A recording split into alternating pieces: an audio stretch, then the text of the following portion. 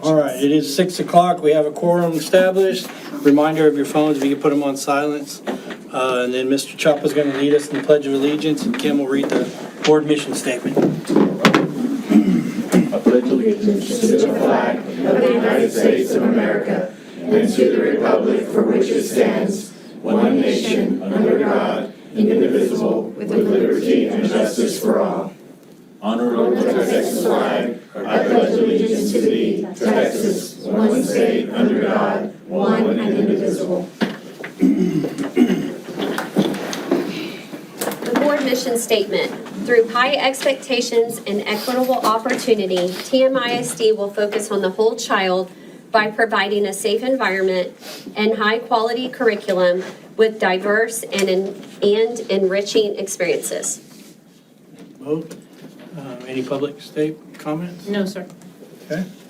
All right, we'll jump into the agenda here. First action item we have is report TM employee survey results. Mr. President, members of the board, one of our strategic initiative is employee satisfaction. We have the results of district goal number 5. Ms. Riggs is going to present that.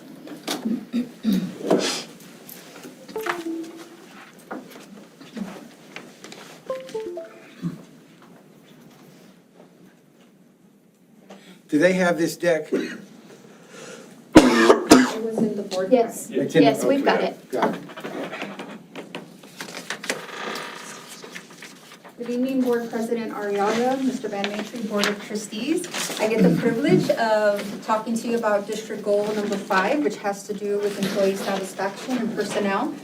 Our goal is community and staff members will believe in the direction of TMISD as evidenced by an annual increase in community staff satisfaction and engagement. Our goal is to have an increase every year and to have at least 90% satisfaction.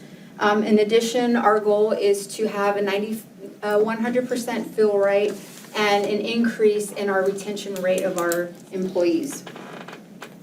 The purpose is that our staff members are our most valuable asset that work with our students and impact student achievement and well-being. To me, investing in our staff is in investing into the future of our district, which our number one goal is our students.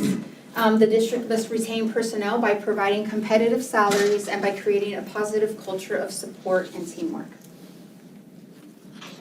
So our staff engagement survey. I know that we have new board members, but last year was the first year that we polled our staff. We had our very first engagement survey, and the purpose of that is to see how our staff feels, identify any problem areas that need to be addressed, see what we're doing good, see what we're not doing good. It builds trust with the employees, it gives us data so that we can plan and we can make changes that we need, and it allows our employees to have a voice. So this year, we distributed the survey. It's done through a Google form. I send out an email district-wide on July 14th, 2025. And employees had until the 25th, so it was 2 weeks. We did exactly 2 weeks last year. We did exactly 2 weeks this year. The survey was confidential, and it required employees to log in with their Google account so that we could do a validity check. Now, why do we do that? Because we want to preserve data integrity. We want to know that it was district staff members who responded to the survey and that they only responded once.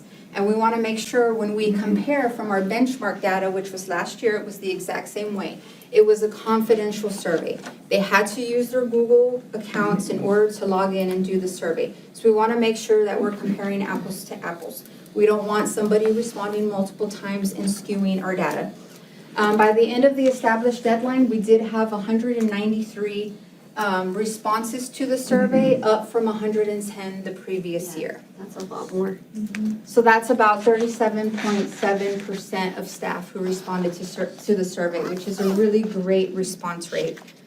So it was really great to see that we had more responses, and we hope that next year we'll have even more responses. Who has access to the responses? Only I do. So I am a firm believer that we I want our staff to feel comfortable. I want our staff to respond to the survey. And to me, it's super imperative that we keep this information confidential. So I get all the information, I throw it into Excel. The first thing I do is I delete the email addresses because it does come out on a Google form and the email addresses are there. I am the only one that has access to that.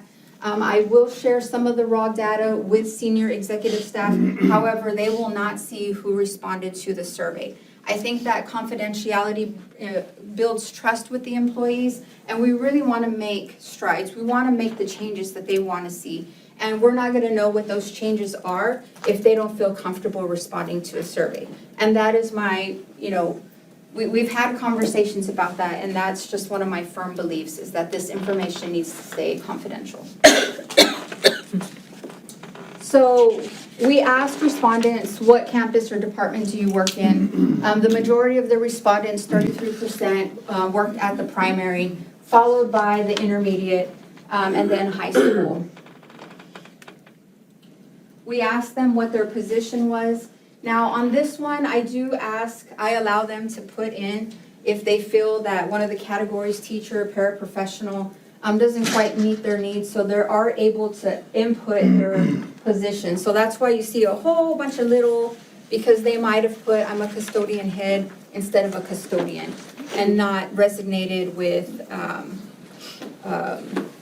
maintenance or transportation. So the majority, 51.8% of respondents were teachers, followed by paraprofessionals. The respondent years of experience,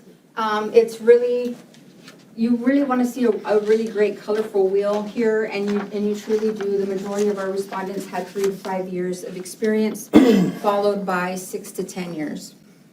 Did everyone have access to a computer to take the survey? Everyone who hasn't, well, yes. Well, I'll be honest, our maintenance and transportation staff, they don't have computers. However, we do have computers at the transportation department.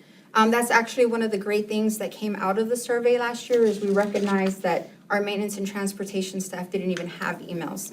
So as a result of last year's survey, with the help of technology, who was amazing, we quickly got emails for all our maintenance and transportation, and now they have access to communication. Whenever we blast anything out, they now have access to that information. Awesome. So that's one of the great things that came out of the survey last year. I have one more question.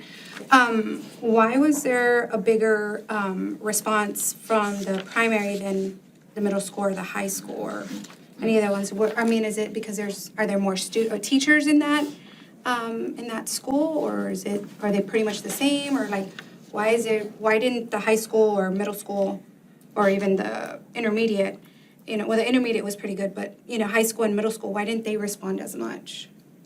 It's hard to know. I know Mr. Crabtree did a really great job of really trying to get his staff. All administrators do. We still have some staff who feel wary of a survey that might think that, they're going to put something down and I'm going to show up at their office and say, why did you say this? I really wouldn't be able to tell you. You also have to remember, just a reminder, this is only the second year that we've done the survey, so they're still a little timid on trusting the process, right? Because last year was the first year, so I know that when I started doing surveys at work, just for example, it took me a little while before I started actually saying what I wanted to say to make sure I trusted the system, so. So do they know that the minute that they turn in a survey that their email will be like deleted? Do they know this? And that you're the only person that has access to the information? I probably haven't done a very good job of probably expressing that. I say that at staff meetings. I let staff know so that when they let their staff know that this is just something that they know. They do get aggregate data. Like after this meeting, I'll give the data to principals. I'll probably give them like the results that you saw in the survey by category. I'll give it to them at campus level. But I think maybe I could have done a better shot of letting staff know that only I was going to have this information. I do put it in the email that I send out. Well, we do say it's anonymous. The details to how it's anonymous doesn't change how people Correct. apply to if it's anonymous, it's anonymous. The details on how it becomes anonymous is I think Yes. y'all just put anonymous is enough. You start getting too Well, much into the details. I put exactly what's in that,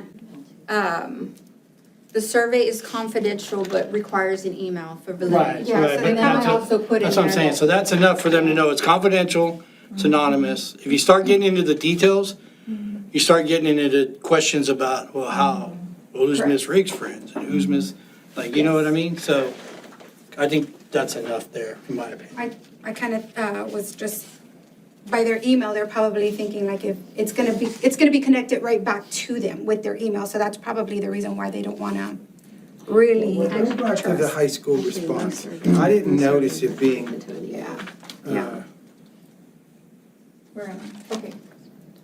It's the red, they're 15%. and then 13% for middle school, 22% for intermediate, and 33% for primary. It is nice to see it ticking up though, and not Yes. like staying lower. So I think every year, I'm gonna have to put on my cheaters to kind of help me with some of this data, but before I start going over it, I kind of want to show you the layout for how we have this set up. So we asked 19 different statements, like in this one, it says, I have the resources I need to be successful. The respondents were allowed to pick whether they strongly disagreed, had no opinion, agreed, or strongly agreed. I have the number of respondents directly on the bottom for each one. The gold is from 2024, and the maroon is for 2025. Does anybody have any questions on that? looks pretty. So the first one says, the first one asked whether staff had the resources, they felt they had the resources they needed to be successful. This year, we had 155 respond positively, and when I say respond positively, they said they either agreed or strongly agreed, which is an increase from 84 staff members last year. So most staff, this is an overall good sign that most staff feel that they have what they need to be successful. Of course, we can always work on it, but overall, great. And I'll be honest, before we start on all of these, we had really great results. I was really happy. I was really thrilled to share with Mr. Van Matry and the executive team the results of the survey. The second question asked whether a staff member would recommend someone to work for the district. The vast majority responded positively, with 165 agreeing or strongly agreeing. That's a clear increase from last year, both in agreement and strongly agree. So the story here is that most people would say Toloso Midway is a great place to work. I think what's key is you've doubled your participation, Absolutely. and your agreed and strongly agreed's doubled, Correct. right? So your numbers, the people that joined in this year are more positive in the, so. And then, of course, you change some others hopefully with the plan. Yes. Here we asked about respect from leadership. This year, 170 staff members agreed or strongly agreed, and that's a jump from last year and a significant increase if you look at the strongly agreed. From 53, it went to 113 who strongly agreed. So the overwhelming majority told us that their leaders treat us with respect, and that, of course, is very encouraging. This one focused on transparency and communication from leadership. Over 150 staff members responded positively, which was more than double last year's positive count. Both categories saw growth, which tells us our communication and transparency efforts are having an impact.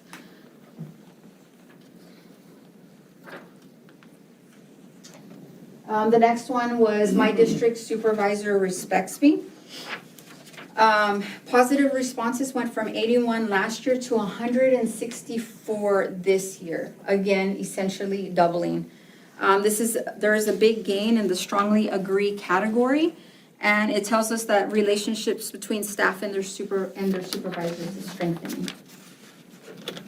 And a supervisor is defined as, That would probably be principals or department directors. okay. This question was about comfort and communication with supervisors. 163 agreed or strongly agreed compared to 85 last year. It's encouraging improvement and a sign that conversations with supervisors are becoming more approachable and open. The next one was, I know how my work aligns with the overall goals. 177 staff members responded positively, a significant increase from last year's 90. This tells us that more people understand how their contributions connect to the overall shared mission. For this section, we asked about recognition. 146 staff members responded positively compared to just 65 last year. That is more than double the positive feedback and shows that our efforts to recognize employees are being noticed, even as we continue to build on them.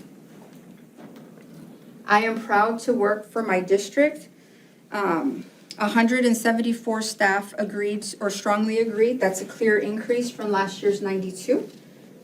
The disagree category dropped to 0, even though there was 2 there, but it still dropped to 0, and it shows that more and more of our team members feel proud to work for the district, which is wonderful. Employees know the vision, mission, and beliefs of my district. Here we asked whether employees know our vision, mission, and beliefs. 151 staff responded positively, up from 70 the year before. This tells us that our message is reaching more people and becoming a more visible part of their work. The current level of morale at my campus department is good.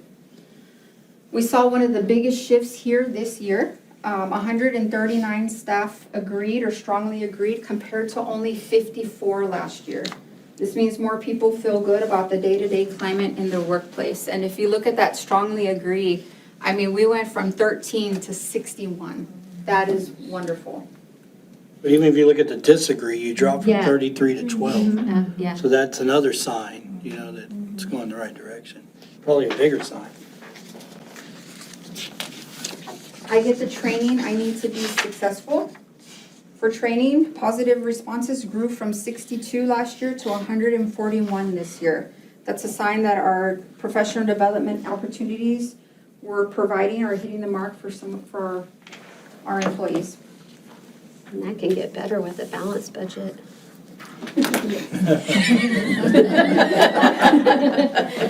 I enjoy my work.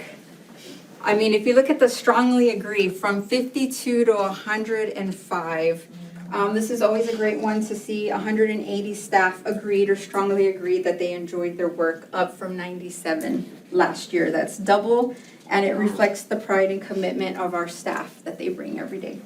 And that trickles down to the kids. Yes. I believe my district has a positive culture.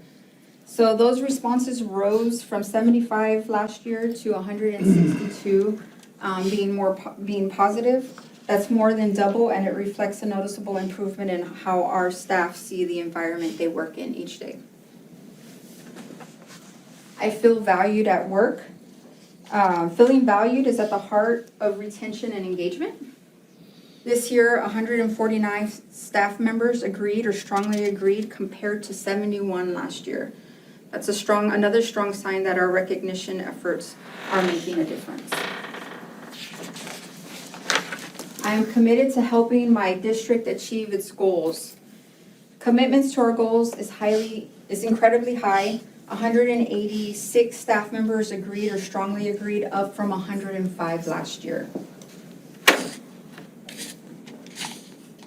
Employees are treated fairly at my district. Fairness perceptions improved as well, 137 positive responses compared to 65 last year. I believe in the strategic direction of my district. The belief in our strategic direction rose from 81 positive responses last year to 162 this year.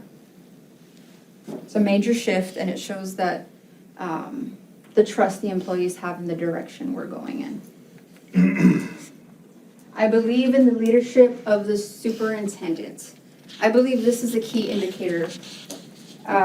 This year, 164 staff agreed or strongly agreed, up from 83 last year. That's nearly double. It reflects a significant growth in trust and confidence in the superintendent's leadership. This tells us that the direction and communication coming from the top is resonating with staff across the district. And then overall satisfaction. This one is the one we've been watching closely because it's one of our district goals is to have 90% satisfaction. That's the goal we set 2 years ago. And I'm happy to report tonight that we have achieved that goal.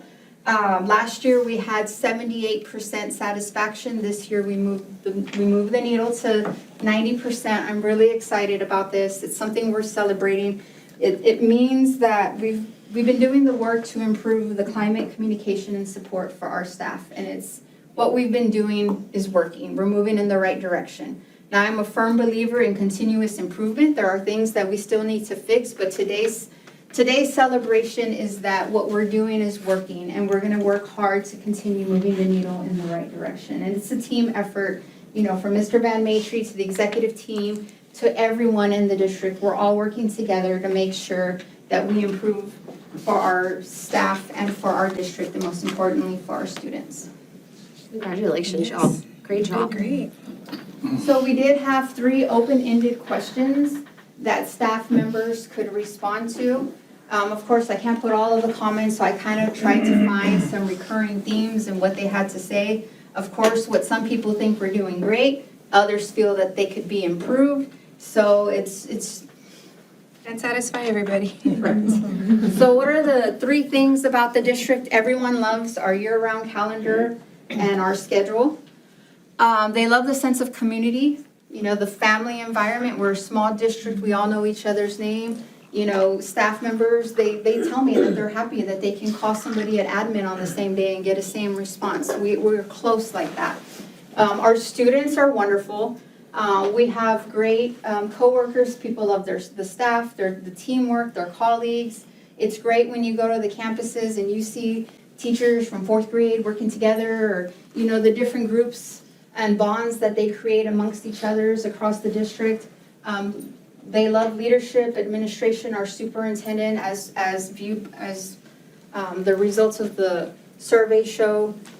They say we communicate well and we have transparency. They love what we're doing with our bond, safety and security being one of our top priorities.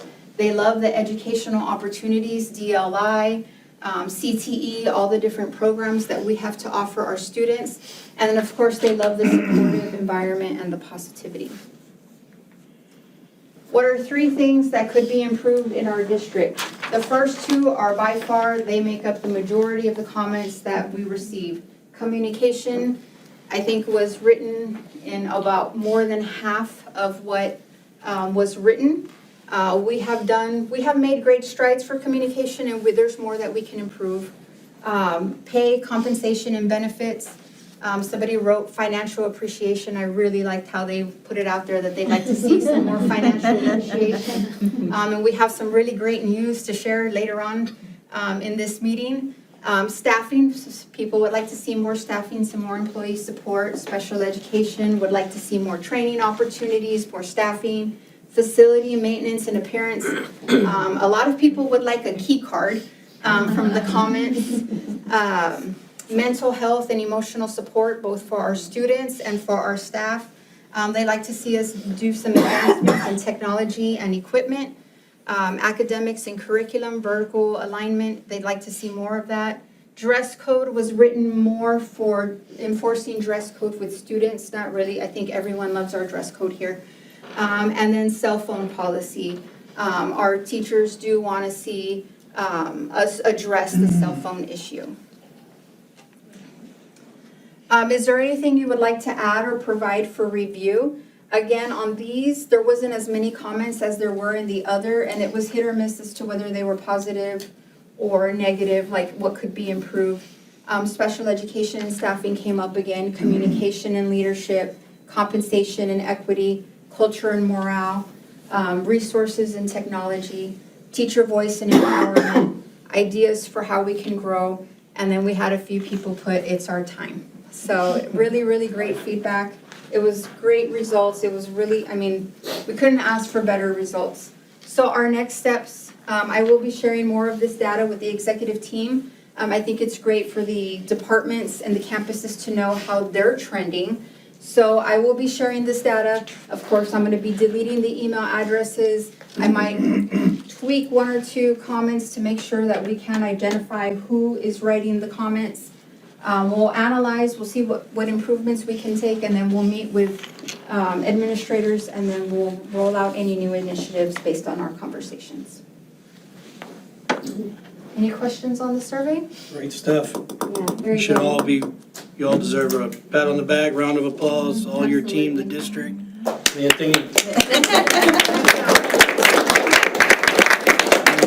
is the biggest thing, y'all are taking action. You know, I read here the fish thing, I really thought that was cool.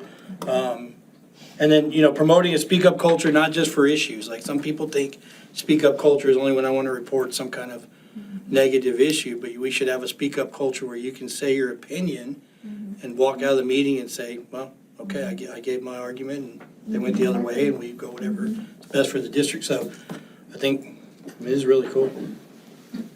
So I wanted to just briefly hit on the fish philosophy convocation. We got to throw fish around, those that were in the fish, what was the drop zone?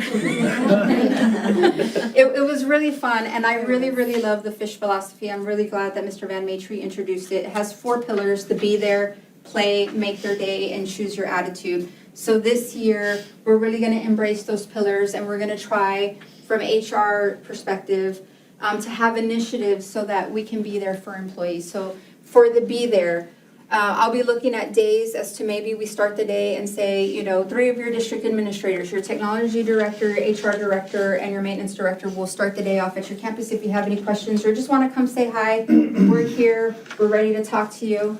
We'll be looking at those types of initiatives. The play, finding the fun in our jobs.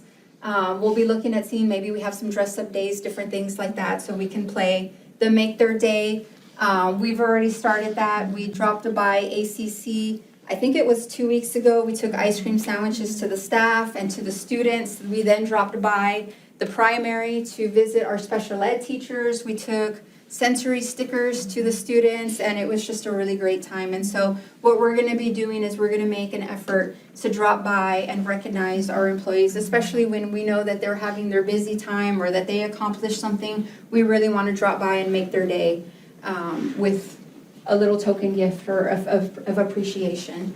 And then choose your attitude, take ownership of your mindset. Positivity is contagious. And so we're going to continue with employee recognition.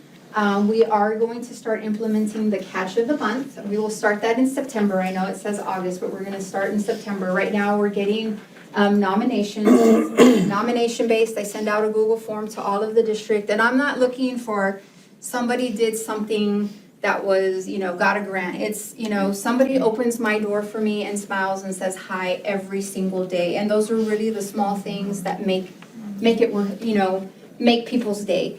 And so we will bring the catch of the month to you. Those that do not make it for catch of the month, my goal is to create a Facebook page for the HR department, and we'll have employee spotlights for those who do not become catch of the month. Good question. Is that going to be like per campus, or is it just one person for the whole district? One person for the whole district. It would be cool to see the fish philosophy once it's all incorporated with all the teachers and campuses and everything, but to see it go down to the kids and incorporate fish philosophy with them, because they can take that from TM and go incorporate that into their success in life. Great idea. And I think the philosophy is great. I mean, I just think it's awesome. And I think the kids would learn a lot from it too. Yes, Like most just definitely. pushing it down even further, right?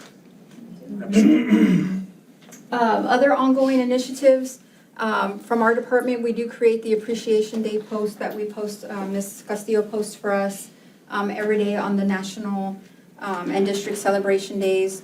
We did implement last year the Welcome to the Tribe email, so once a month I send out an email for the previous month. I'm actually working on the one for our July hires to go out to the district. We will continue with our Teacher of the Year, Teacher of Promise, and Support Staff of the Year. We actually had feedback on that last year, which resulted in another survey during the year, and so that's how we ended up with the new format. So the survey really does tell us a lot, and we do use that information to make changes. Of course, we have our service award ceremony, and that's basically what we're doing for recognition. Any questions? Thank you. Thank you. Go to number 4. Yep, all right. So that was report on the board. All right, so we're gonna skip around here a little bit, but we're gonna move number 4 to number 2. So the next one is budget update for fiscal year 2025 through 2026. Mr. President, members of the board, you have no idea how much time, energy, and effort Philip and Vanessa put in to what you're going to see in the next 2, 3, 4 presentations. It's been phenomenal watching them crunch numbers, and then they'll come to me, and if it's bad news, they'll go back and they'll come back again. But it's a process, and Philip's the best in the business, and so I'll turn it over to him. All right, some of this stuff's gonna seem, it's gonna look real familiar to the last time, but I've updated it a little bit and tell you what's changed in the last couple of weeks. Going through everything. Before I said revenue assumptions, because, I was doing a lot of guesses. I'm changing the word to projections because finally got our certified values, got the last piece of the puzzle, started working on really looking at the template again. Like we said, I'm using 24-25 data. No projected growth except the dual language changes because we're adding more dual language classes, so that's going to change the funding a little bit. Got our certified values. We knew they might go down because of the homestead exemption, but they went down about 1.7%, which it's about $65 million in value that they went down using the 98% collection rate. And then just kind of recapping, starting at the top with the revenues. It's a bit of a roller coaster because here's the fun fact. All the people that are using, that help us calculate, kind of estimate revenues, there are a lot of features in the bills that TA hasn't even come out with exactly how they're gonna do it. So I've got TASBO, we talked to a guy from Casey. They're reading what was approved, and they're coming up with how they think TA is gonna apply these rules. So that was what the last 2 weeks has been, kind of a roller coaster as far as, hey, the template's not even set up to calculate the numbers. How do I estimate what I think we're gonna get? So a little bit of a roller coaster. Numbers took a turn. $1 million just evaporated, but it took a while to figure out where it went and how to get it back because the template wasn't fully updated and wasn't calculating things correctly. But having said that, Philip, I think you've done a really good job of your budget calculations being very conservative. Yes. So it's kind of a summary. So we did get the values. I do show collections are going to go down a little bit because the values went down because the rate from the state, since we didn't have a big variance in our values, the state really determines our M&O tax rate. It's not going to change. It's still going to be the 0.7575. So that doesn't change. But since the values went down a little bit, collections are going to drop a little bit. Right now, a total effect of and this is, I keep saying, I build a base budget every year, so I go back and start back at last year's budget. So the increase of state revenue estimated using our value, our ADA from this last year, we're getting about $4.3 million more in state revenue than we did before, which is real close to the number we kept getting in those runs. We kept getting some runs from Ms. Villalobos, and we kept getting information about that's pretty close to, that's why I'm kind of comfortable with that number. I'm a little worried about some of the calculations because they're all based upon estimates and guesses and how TA is going to interpret things, but that's where we are. Investment earnings, like I said, that's got to drop that to a little bit more realistic number, so I dropped that 100,000. Adjusted our Chapter 13 ADA, which we're still going to get for a few more years, and then Max Shars is being adjusted down. So right now, the base budget increase in revenues is about $3.7 million. And then this side's identical. These numbers didn't change. I was really tweaking some other things, but the regional insurance allotment, that's for our windstorm. That's one thing that I'm really not happy with the convoluted way they calculated that, but I think hopefully that's pretty close to what we're gonna get to offset our insurance costs. And then just kind of we're gonna talk about some things later, but, what did we get in increase? Well, the basic cost allotment, $389,000, that sounds like a lot of money, but in a $40 million budget, it really isn't. And then, of course, the big one was the teacher retention allotment. That's real helpful, but we've turned around and given that back to the teachers. And then talking about what they gave us for all the rest of the employees, they only gave us $142,000 additional revenue for all the other employees. So that's where it talks about, it was great that they gave us the money for the teachers, but they didn't give us a lot of extra money for the other stuff, the other employees. And I only tweaked this a little bit. When I initially gave you all this 2 weeks ago, we had a lower amount for the 0 to 2 years, but we bumped that up to the 0 year starting pay is going up $2,500, and then we upped step 1 and 2, $3,000. So that's a little bit of a change. So the only thing that really changed there was the average 187-day teacher raise now is over 12%. Before, what I had before, it was like 11 point something, but now the average for 187 teacher, over 12%. And then just, we did, in the last 2 weeks, we did make a decision, we're keeping the librarians on the teacher pay scale. We're not gonna get the $8,000 for them, but we decided to leave them on there. But everybody else, we're taking their salary that they were making, we're basing it on the compensation plans you'll hear about later, and we'll give them the raises accordingly. And then just to kind of summarize, based upon base budget, if you take what I budgeted last year for all the certified positions, which is teachers, administration, and all the other certified support staff, all the other degree positions, we're budgeting almost $2.8 million more for certified salaries than we did last year. And then clerical and para, we're projecting it's a little over $200,000 more.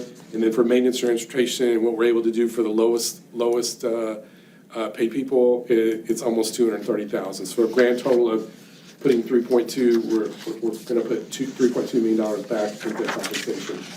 Because that is one of our number one goals for the budget, is to make sure that everybody gets a raise. It's also, 76% of the budget? Yes. And then, items to finalize. So we're going to spend the next 2 weeks scrubbing the budgets in every effort to have a balanced budget. There'll be a preview of it next week, and then we'll adopt on the 25th. And we'll see where we have a balanced budget. And then just real quick, talking about debt service fund. That's another fund that you're gonna legally adopt on the 25th. We did start selling some bonds. We sold $45 million the first year. We sold $85 million this year. We still have about $35 million to sell, so our payments are going up now because we've got to start making payments on that new debt. So if you look, first column is the budget for the year that just ended. Next year, you'll see, now property taxes are going up because you'll see the tax rate, but because if you look at our total expenditures, our debt payments are going from 7.3 million to 11 million. So that's increased 3.7. So I'm still projecting a small increase there at the bottom. Of revenues still are a little bit higher than expenditures. But then if you look at the tax rate, it was a little over 19 cents last year. And so now we're gonna go up to almost 30 cents. And that's an increase of a little under 11 pennies. But that is on line with, what we were kind of looking at once we heard about when we went out for the bond, we didn't know about the additional homestead exemption. We didn't know about the other things that would impact our tax values. But that's what it's gonna take to meet our debt payments for next year. The 10 penny increase, is very consistent with what we put in the literature during the bond campaign. And that is a very quick update. Obviously, there'll be a lot more information. I'm hoping to, pretty much have things finalized next week, and then we'll come back on the 25th to do the final adoption. Have some more information, because remember, when you adopt the general fund, the debt service fund, and the food service fund, those will be the 3 legally adopted budgets on the 25th. Any other questions? Do you anticipate any budget information next week? It's pretty much done until they adopt the budget. We're just, there might be some other, I'm still looking at other areas. Now that this fiscal year is ended, I can really look and see where, hey, maybe there's other opportunities where we can cut and other things that we can adjust for. So hopefully we'll see that next week. The cuts that we made from a staffing perspective really has come into focus and has helped us significantly with putting together this budget, no question. Great job. Thank you, sir. Any questions? Are we good?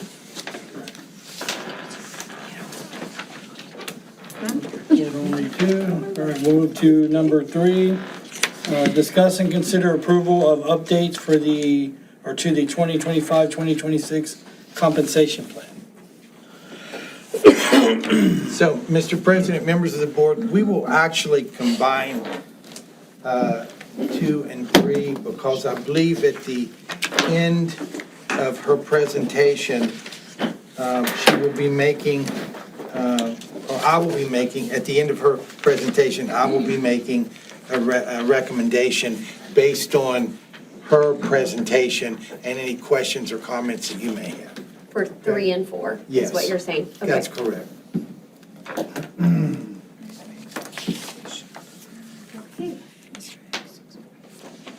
I guess I'm lucky. I feel bad that I'm stealing Philip's thunder here. We worked so hard. This has been a joint combined effort. I am so privileged to be able to give you our recommendation for the 25-26 compensation plan. It's a great compensation plan. It's a great win for our employees. And so let's get started. So this year, through House Bill 2, the biggest thing that came out of there was the teacher retention allotment, which for districts with 5,000 or less students, that provided a $4,000 raise for teachers with 3 to 4 years of experience. It provided an $8,000 raise for teachers that have 5 or more years of teaching experience. It also gave us the allotment for basic costs, they call it the ABC, which gave us $106 for enrolled student that we can use toward healthcare and employee benefits, because although the teacher retention allotment is great, it didn't help for us to pay those payroll taxes that we're gonna have to pay. In addition, it gave us the support staff retention allotment, which is $45 per adjusted ADA, as Mr. Carroll mentioned. And so that is for all staff that's not teachers and not administrators, so our librarians, custodians, bus drivers. And so although that's great, that's really not enough. We want to do more for our staff. We are committed to attracting and retaining the best, because when we have the best, our students get the best, and that is our overall goal. Let me just interrupt you for a second, go back. If you look at that first bullet where the allotment is per enrolled student, that's the first time I can recall the agency funding for enrollment versus adjusted ADA. Hopefully that'll become a trend. Yes, most definitely. That would be phenomenal if they did that. So let's start with the teacher pay scale. As mentioned, the teacher retention allotment gives our employees with 3 to 4 years of experience $4,000 and teachers with 5 years $8,000. But we want to attract and retain employees at all levels. And so for that, we are recommending that we increase the teacher pay scale starting from $52,000 to $54,500. I know every year I give you a comparison as to how our starting pay and how we are at 5 years 5, 10, and 15 compared to other districts, Because of the teacher retention allotment, I can't give you that data because school districts are still approving their teachers' pay scales. But I think this will put us very, very competitive with our starting pay. For our teachers with 1 to 2 years of experience, we want to make sure that we retain them. So we are requesting or recommending a $3,000 pay increase for them. As Mr. Carroll mentioned, we have numerous people who are paid on the teacher pay scale. We are going to reduce it so that only our teachers, librarians, and interventionists are paid off of the teacher pay scale. Everyone else will come off and be paid off of the administrative professional pay scale, and I'll talk about that more. But with that, with these increases, our teachers would, on average, get a 12.06% increase, which is wonderful. Moving on to our administrative professional scale. In the past 2 years, well, the first year it was created, the second year, I gave you the scales and I highlighted in gray all the changes, and you'll see that in some of the other scales. Well, this year we didn't do that for the administrator professional pay scale because we had to completely revamp it. It is completely brand new categories. I think it's the same amount of pay grades, but we had to right size. We had to make sure that when we looked at our staff, especially that staff that we're removing off the teacher pay scale, that we maintain that educator career path. So what does that mean? We need to make sure that there is a difference in pay for someone to want to become a teacher, and then an assistant principal, and then a principal, and then a director, all the way up until they reach our superintendent. We want to make sure that there are differences in pay at each level. What the teacher retention allotment and the teacher incentive allotment do is the goal is to retain the teachers in the classroom. And that's where we want them. And it really works because if you look at it, we had some teachers get, at primary, was it 26,000?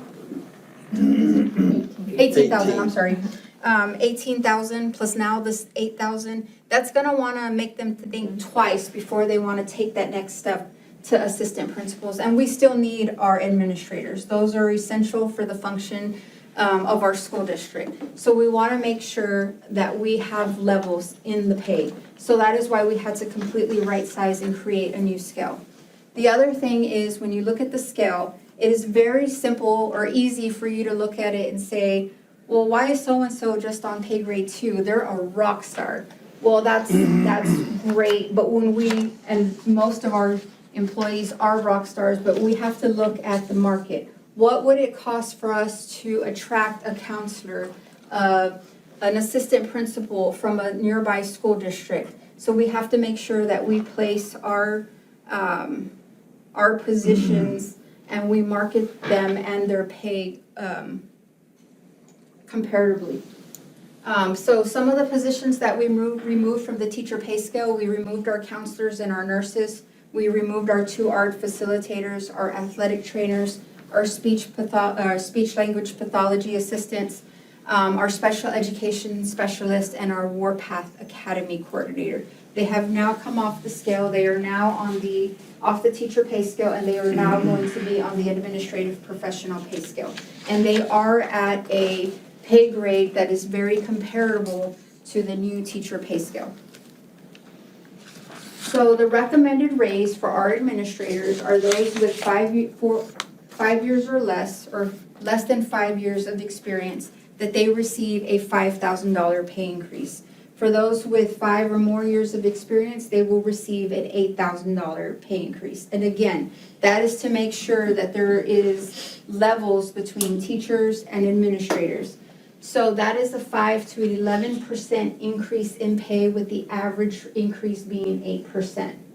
For our professional staff, same thing. For those with 4 years or less experience, we are recommending a $5,000 pay increase, and those with 5 or more years of experience, an $8,000 raise. That is an average percentage increase from 7 to 15%, with the average increase being 11%. Now, several of those staff members do receive what I call a position-based stipend. So in the past, for our nurses, they get $1,000 stipend for being a registered nurse.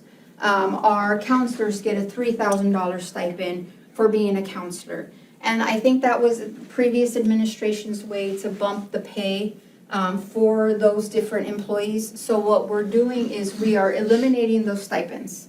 However, we're rolling those stipends into their annual salary and they will still keep their pay. We're just eliminating the stipends in the future. So no one will lose money as a result of this change. It is going to be in their annual salary. Does that help them, like in retirement? Because it's a wash. It's a wash, like the stipend, Yeah, it just goes into their It was salary. still counting, but it's just a different, like, they get their regular salary, and then they had another pay scale to give them the stipend. Now we're just saying that. yeah, and I get all that, but it doesn't impact their retirement, I guess, right? Because like, retirement's off your base salary, so if you throw that stipend onto their base salary, it doesn't help them either? No, the stipends count towards the retirement too. Oh, they do, okay, so I didn't know that, okay. Everything that gets deducted, everything is TRS eligible, I so it all gotcha. counts. Cool. Next is our clerical paraprofessional. We kept the same pay scales. I did make some minor tweaks, so that's why you'll see the gray. We eliminated some positions. We had a lot of changes in our titles for our special education from adaptive ed. We changed it to life skills, from pass to base. So those are the tweaks that you see on that pay scale, but we are recommending a 5% of midpoint pay increase for our clerical paraprofessional staff. Manual trades, we are proposing a 3% of midpoint plus a 50-cent raise increase for them, which is a raise percentage, that's a 5 to 7.3% raise for them. Like, why are we doing this? So why are we doing it this way for our manual trades? Because of all of the different pay groups, we're probably lacking the most as far as competitiveness when it comes to manual trades. This allows me to float 50 cents through the entire pay scale so that we can increase the starting pay from $13 to $13.50, and nobody who gets hired on will make more money than someone who's worked here. So this gives them, this is actually a better option for them than a 5% pay increase of midpoint. So we're really excited about this because it gives them a little bit more, it makes them a little bit more competitive, but hopefully it'll allow us to attract and keep some of the staff, especially at pay grade 1, which is our custodians and bus monitors. It's a really tight market, and so I'm hoping that this will be a great step in the right direction to attracting staff. Stipends and other pay. Stipends have very minor changes. We removed, you'll see that one section that has all of the gray and the crossouts. Those are those position-based stipends that I said we were gonna roll into the salaries of our professional staff and eliminate. Some of the ones that we did add is the Golden Brigade stipend. That used to be, the sponsor used to be a non-exempt employee, so that person would get overtime for their work. So now it's with a exempt staff member, and so that's now a stipend. And then we're happy to announce or excited that we were able to start a middle school dance team. And so the 2 stipends to support the 2 coaches, sponsors. I do want to apologize under other pay. I did not highlight in TMPM on your board packet, but we did increase TMPM, or we're recommending an increase to the TMPM pay. Right now, students make $8.50. We're recommending that they make $9.50. TMPM workers, the adults make $10.75. We're moving that up to $12. And the coordinators make $12, and they're going up to $14. We did have, they have not experienced a pay increase in a very, very long time. And so we think it's the right thing to do, and it's the right time to do it. So overall, if you approve the compensation plan and the raises that we are recommending, quickly, we are recommending the new starting pay to be $54,500. That gives a $3,000 raise to our 1 to 2 years, teachers with 1 to 2 years of experience, $4,000 to those with 3 to 4 years of experience, $8,000 for teachers with 5 years of experience. It gives our administrators an 8% average increase. our certified professional an 11% average increase, our clerical paraprofessional staff a 5% of midpoint increase, and our manual trades a 6% average increase. But it also allows us to be more competitive because we're starting that starting pay from $13 to $13.50. Overall, a great night, a great win for our employees who are very much deserving.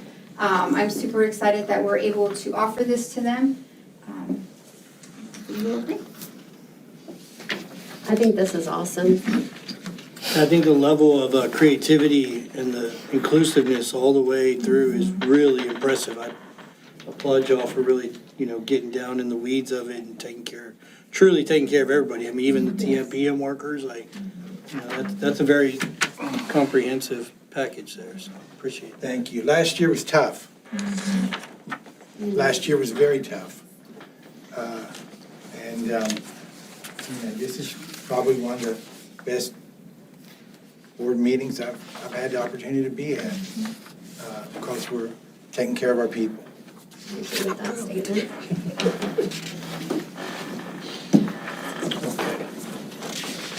Okay, you ready, Mr. President, members of the board? It is the administration's recommendation that the board approve the employee pay increases for the 2025-2026 school year as presented. I'll make that motion. I'll second that. Motion, Marty second. All those in favor? Congratulations.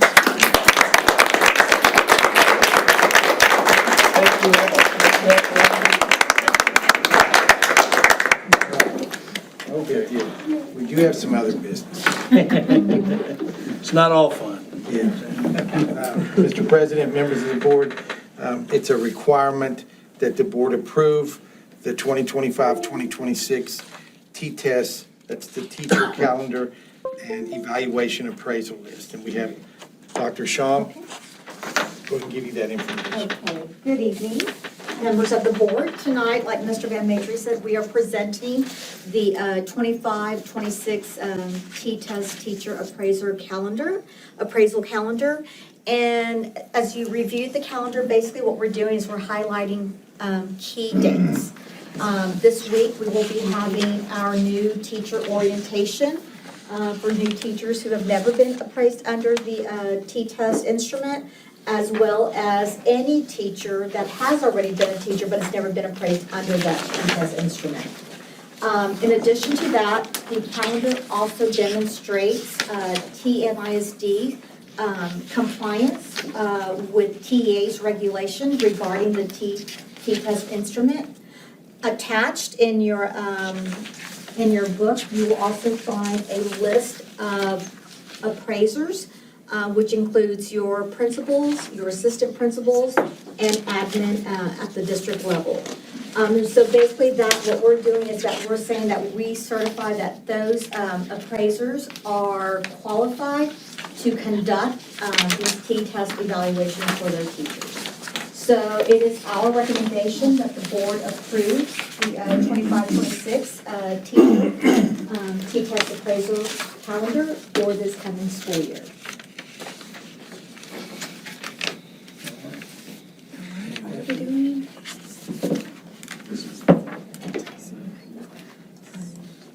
Any questions? Any questions, comments? No, ma'am.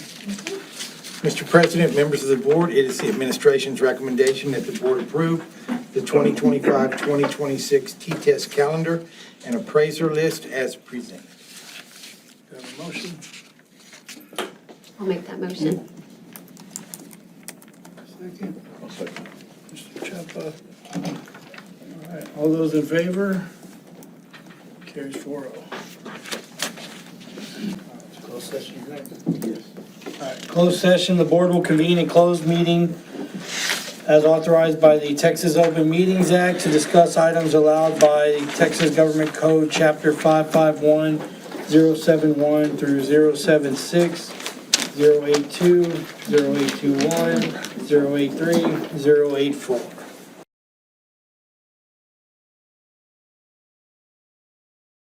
7:10, reconvene from closed meeting. resulting from closed session deliberation. That's you, right? Yes. Mr. President, members of the board, it is the administration's recommendation that the Board of Trustees issue an educator dual probationary contract for the 2025-2026 school year as presented. Motion? I'll make that motion. Kim?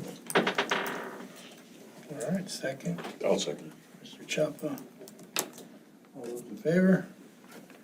4-0. Mr. President, members of the board, it is the administration's recommendation that the Board of Trustees issue an educator dual term contract for the 2025-2026 school year as presented. Motion for Mr. Chapa. Second. I'll second. In favor? 4-0. And Mr. President, members of the board, it is recommended that the Board of Trustees issue an educator probationary contract for the 2025-2026 school year as presented. Motion? Kim? Second? Mr. Chapa? All those in favor? 4-0. All right, next item on the agenda is the future meetings. We have our August 18th regular board meeting and then August 25th special called board meeting. That's correct. The 25th, you will be approving the 2025-2026 school year fiscal budget that begins on September 1. And then you'll be setting the tax rate, which you saw what it will be to fund the budget. All right, we have a motion to adjourn the meeting. I'll make that motion to adjourn this meeting. Mr. Chapa seconds. All those in favor? Thank you, everyone. 4-0. Thank y'all.